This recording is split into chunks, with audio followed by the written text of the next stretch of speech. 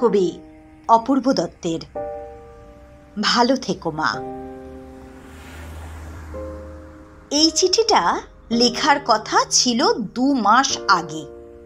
জানোই তো মা, লিখতে গেলে খাম পোস্ট কার্ড লাগে। আমি কি আর পোস্ট অফিসে একলা যেতে পারি?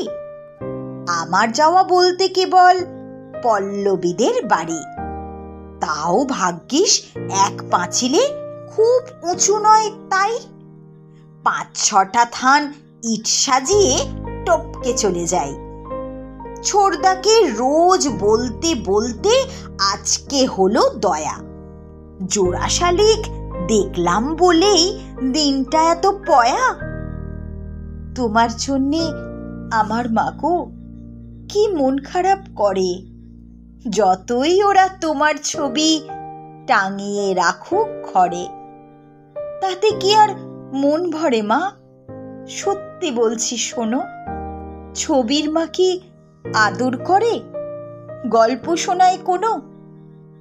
বাবা বলে তোর মা গেছে দূরে, অনেক দূরে, এই ধরে নে শিমুলতলা কিংবা মধুপুরে।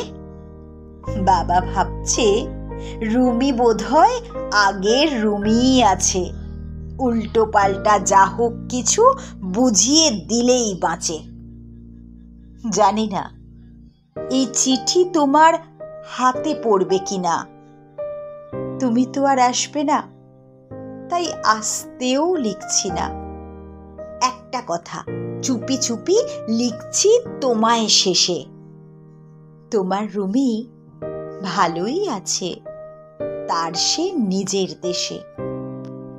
ভালো থেকো, আমার কথা মনে পড়লে বলো। এবার উঠি, পিয়ন কাকুর আসার সময় হলো।